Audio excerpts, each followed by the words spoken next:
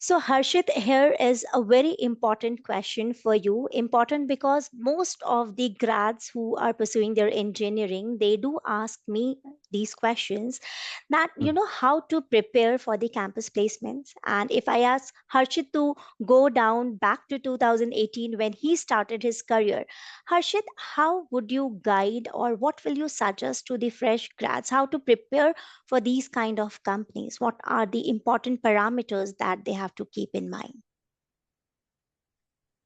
So mostly, if you are actually a fresh grad, you haven't seen the industry yet. So mostly you should focus on your core programming and core technical skills. That should be the first criteria. I can talk a brief about what to cover in that, Mhm. but I'm just creating a bullet point out of it.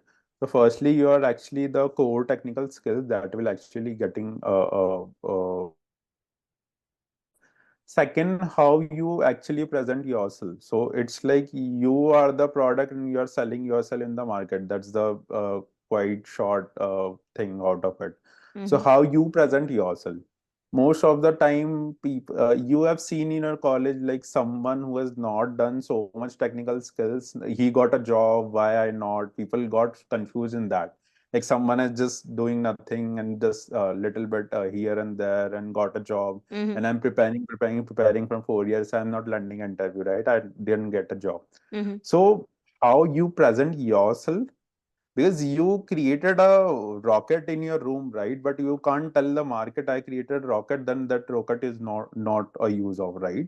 So those things you should present yourself, how you actually created a project, how your technical skills can help their organization. So second thing, you should present yourself. That actually comes with the communication skills and how you talk, how you able to convey your thought process. So you are actually more good in that aspect, so I won't talk that much about that, but yeah, that's the second thing.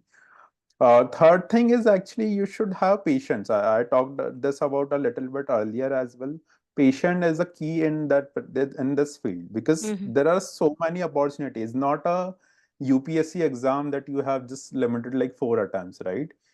There are hell lot of companies out there, startups, MNC. Everyone wanted a good developer, right? So you are a good, if you're good and you believe in yourself, and day to day you are improving yourself in every aspect, right?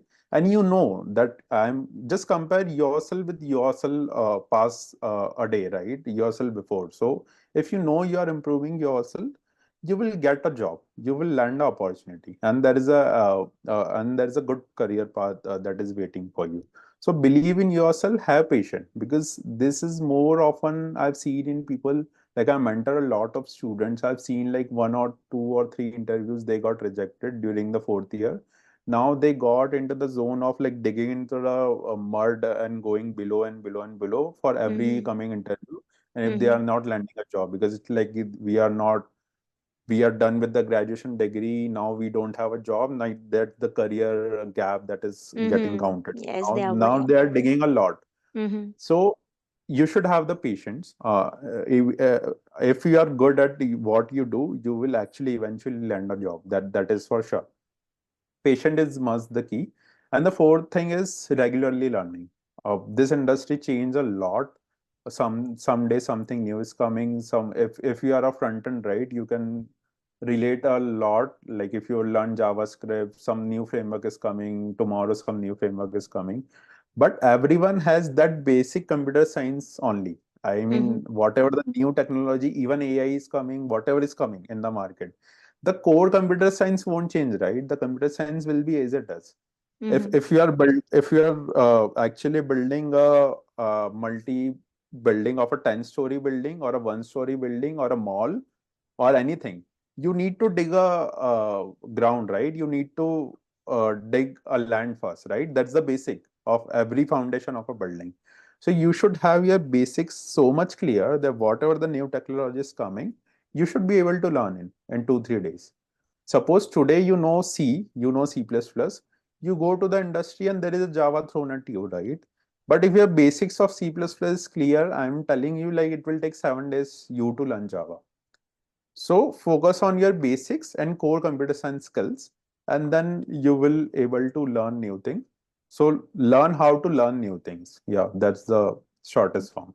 So, Harshit, let's come to the first year. Like mostly, if it's 4 year course when a student is doing his or her engineering, which is the perfect year? I know that there's no perfect year of learning. Anybody can start learning anytime. But then, exactly in first year, student have their basic, they do have mathematics, physics as well in their first year, and then they come up with the languages, which are the technical languages. If they are spending a lot of time in college, so I want you to give me a little bit of framework or maybe the timetable which a student can set if he or she really would like to do wonders and get a job in tech industry. How did you do So, it? hmm. Mostly, see, you need to accept the fact until and unless you are from a tier one college, you need Hmm. to do things by your own. Even people nowadays from a tier one college, from a IITs are doing things by their own. They don't know where this particular IIT will get me a job or not, right? So don't actually depends on the college. If you finally get a job from a college, that's well and good. But from a very first day of a college, be in that particular mindset that I need to do it by my own. I mean, Hmm. college is just a part of it.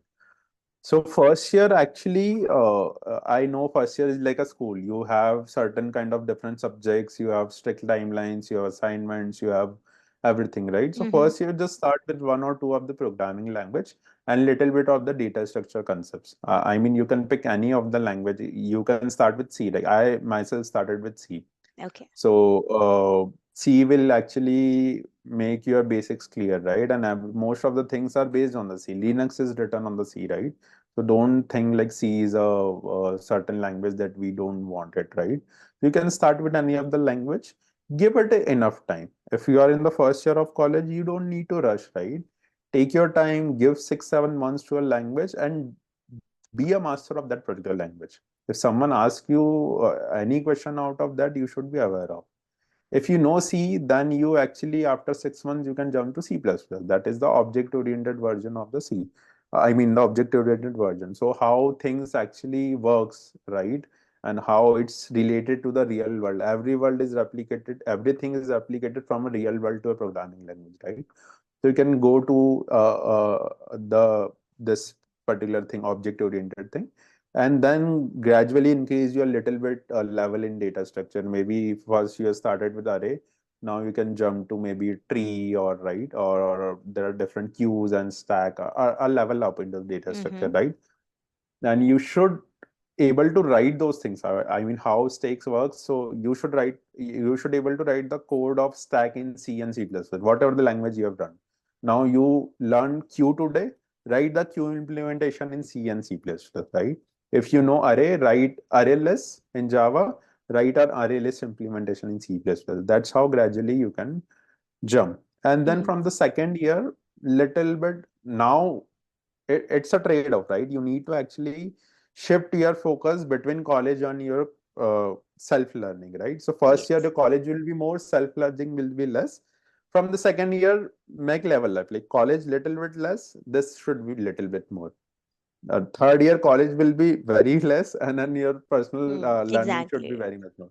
So Hmm. for me, like third, fourth year, I actually never pay any attention to the college. So fourth year, I was doing things after the college.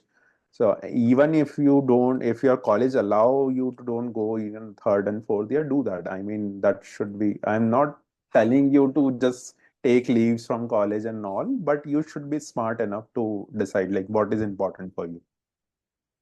Then certain projects like from the third years, you can actually take some industry projects. Even as you mentioned, there are certain competitive coding exams from Hmm. this big companies that you can take part of. Hackathon, hacker run question, those platforms are there. uh, Take part in those, try to create certain projects, and most probably if you can find certain group into your team or your class, one or two person who is actually in a same mindset as you. So this Hmm. is very much important. If you got a person who is not, whose mindset is not actually colliding with you, then it's a problem, right? He will take, I am going for a vacation, we'll do it later, right? So try to get a person, one or two, make a group. That will helps a lot. So what are the advantages of a group? He or she can research on a different field, maybe on a front end or so. You can research on a different field. You can together land a project. You created a project out of it, and you are explaining to each other. Right Yeah, now, tomorrow is your interview, so your communication also will be tested. Right? definitely. So Their soft skill will enhance this yeah, way, try you to know. explain each other. It's like an interview. Try to Hmm. explain in English. You tell him that this how things work. Maybe he or she can correct you. Then she will tell you